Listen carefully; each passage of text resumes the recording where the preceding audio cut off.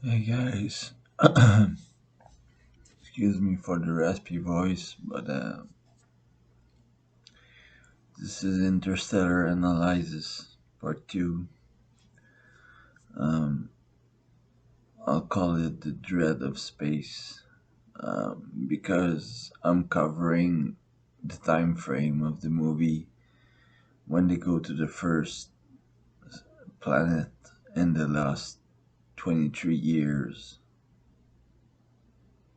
approximately, and they lose one astronaut in the deep, deep ocean with crashing waves. And it's kind of a it's kind of a hard one to get through for me because uh, when after the after they arrive on the planet and after they discover that there's nothing for them anymore and they've lost all those years, and when Matthew McConaughey just receives messages of his children.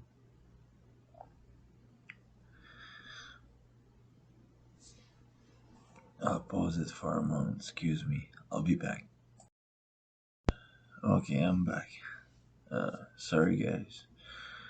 Um, yeah, and when Matthew McConaughey sees messages from his son and his daughter Murph, first we see his son, who is now grown up, having a baby, and then we see Murph all grown up. Um, sorry, sorry, guys. All grown up and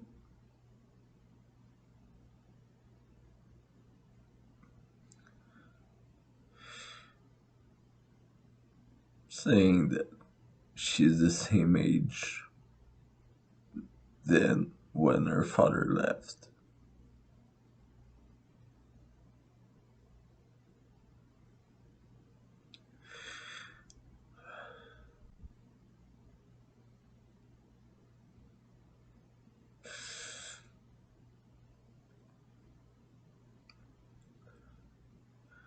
And to see the distraught and the pain and just the pain, the deep pain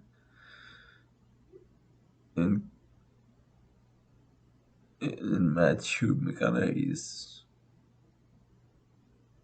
expressions just reminded me that I never had a father.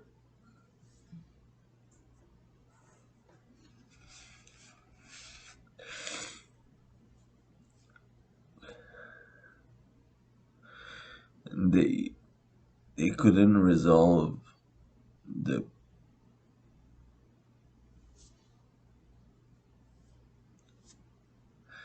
the conflict of the relationship between Murph and Cooper could never be resolved when Cooper was on Earth.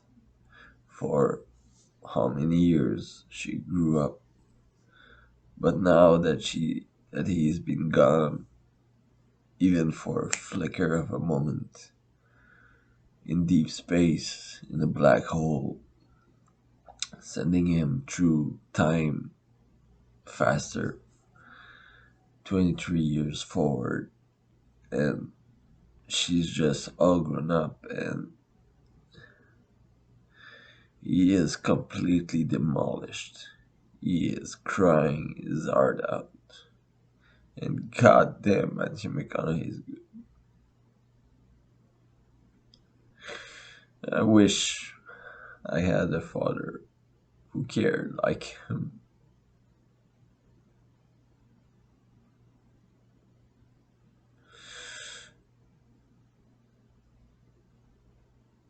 I wish I had parents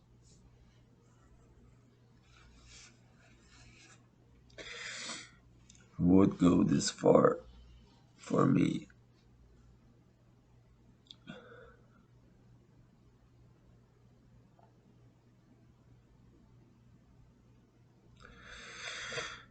But it's not the case.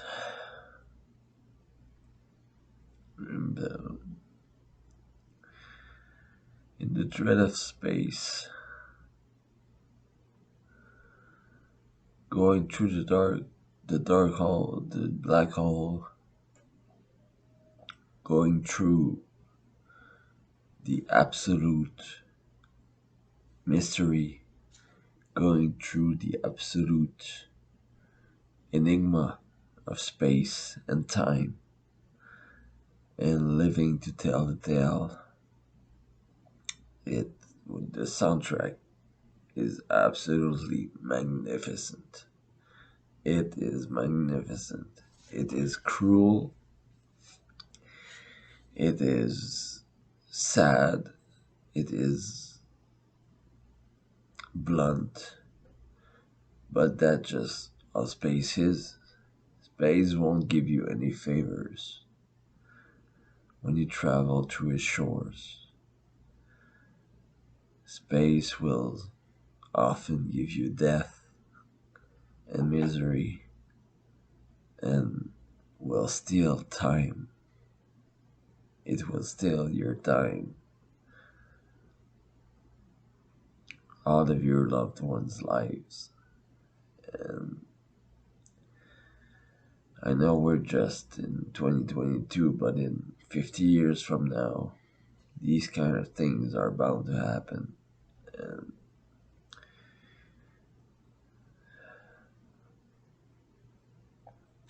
and just,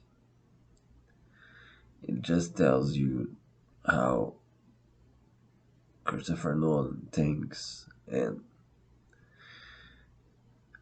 if you've seen my reviews, I'm not the biggest fan of him, but goddamn, this fucking movie. That's why I chose to do a somewhat analysis of this movie. It's because it matters and it hits so much harder emotionally than any of his other projects. I don't know where is what from. I don't know where it originated, but goddamn, it hits hard. And Matthew McConaughey is completely demolished. And I understand now. I I I know I know the guy now. I know Matthew McConaughey now. I know he will give 150% to everything he does. Always. Always. And as I've seen him in True Detective, as I've seen him in Dallas Buyers Club, as I've seen him in Interstellar, magnificent, magnificent work. Always. He doesn't skip a fucking beat. He is always on the tone, always on the emotion, always on the storyline, perfectly, perfectly. And it just sucks because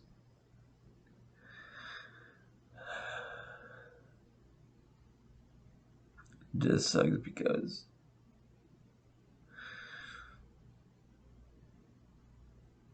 when all you know of your father is trauma and violence,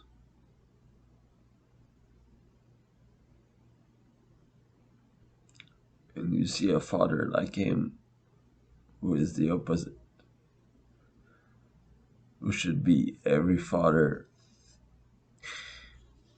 everywhere. He should be loving, caring,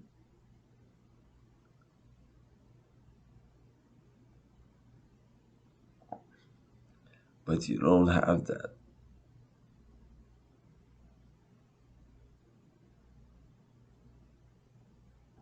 What are you supposed to say? What do you expect me to say to you? And that's what I want to leave you with. Uh, Maybe just get my share of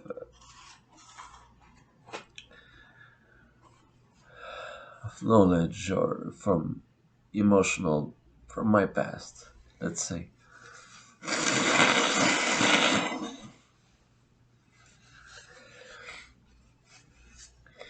So about that, uh, yeah. So I think that the dread of space can very much be attained in life, and it is attained through uh, dysfunctional families. It is a character. It is a piece of our our hearts. It is a piece of our knowledge. It is a puzzle of emotions. It is everything, everything you wish in a bubble that is ready to explode or implode like a fucking fusion nuclear explosion. I think that the dread of space, the works just like real life at the end of the day. And maybe you won't understand what I say when I say this, but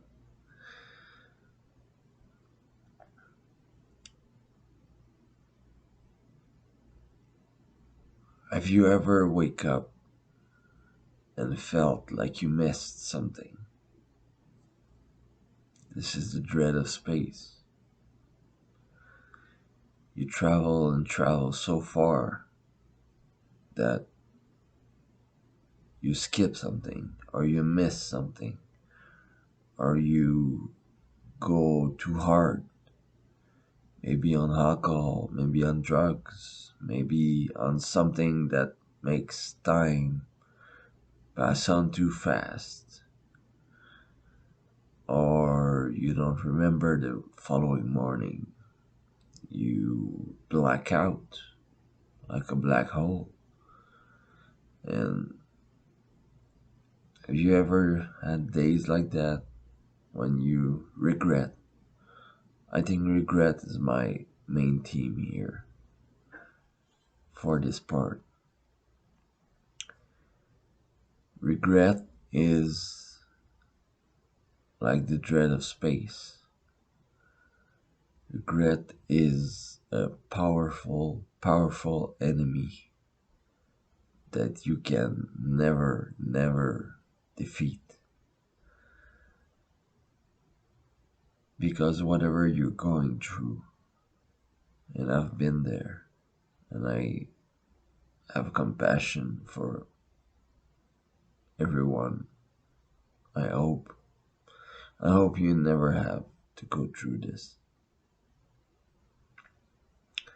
But for myself, this is my channel, this is my emotion, this is my tale, this is my story, this is my view. Um,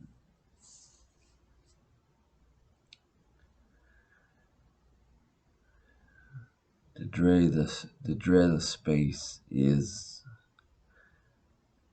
feeling like you're not heard. You're not, you're speaking in codes or in languages that people don't understand, or more precisely with emotions that people don't understand. So you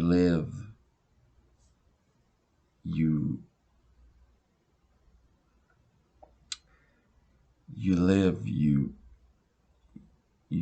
perspire, you go deep through every emotional level, but you never get answers for them. You live through them, you live through the pain and the misery and the sadness and the sorrow,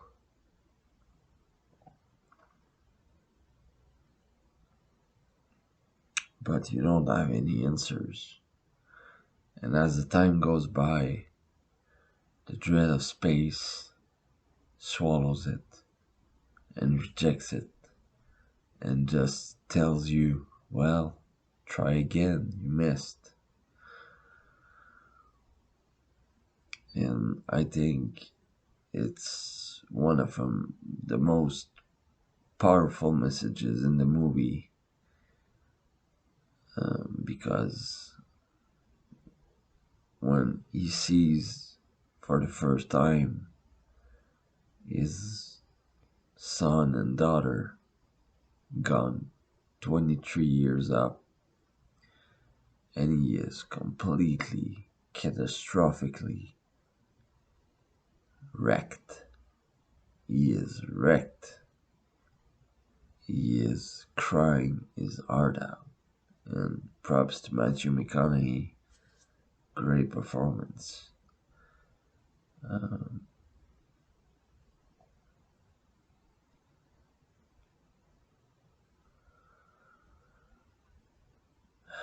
the dread of space is a lot like the dread of human comfort. When you've been alone, like me, for a long, long time, and you don't have a partner to share your pain, and you don't have a friend to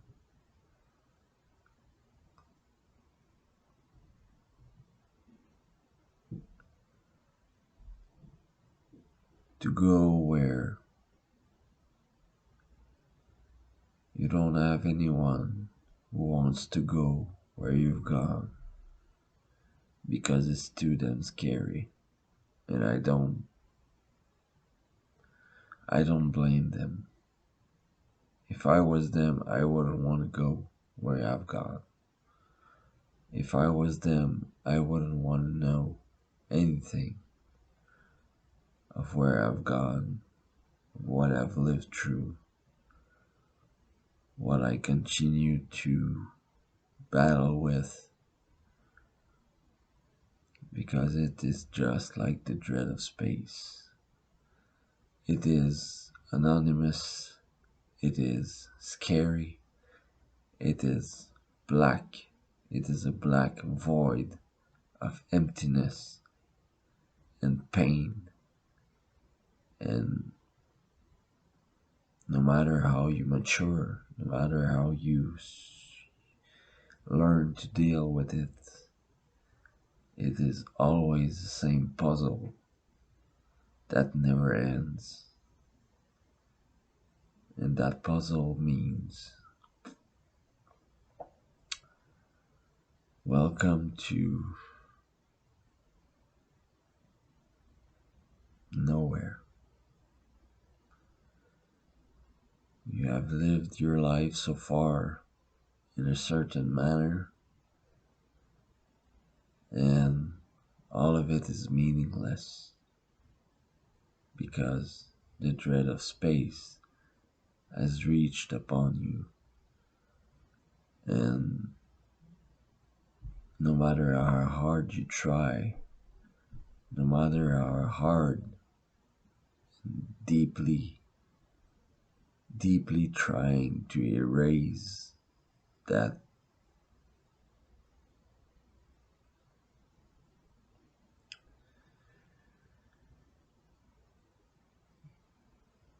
erase that burden from you.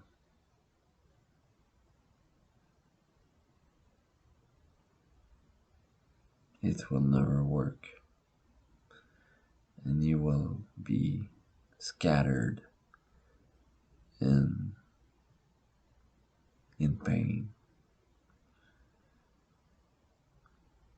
and crying your heart out, just like Cooper in the dread of space or in the dread of life, which is just the same thing. So that's it. That's my analysis for Interstellar. I know it's a little bleak. I know it's a little dark, but space is bleak. Space is dark. So if you if there I just hope that I never wish for anything when I post a video. I've had a few really interesting comments so far, but I always wish deeply that I can just help someone. That what I've gone through will count for something. That what I've been through will be useful for someone to change their lives for the better. But no luck so far. So please, if you ever watch this video and you ever connect with it, please share. You're not alone. You're not in the dread of space. So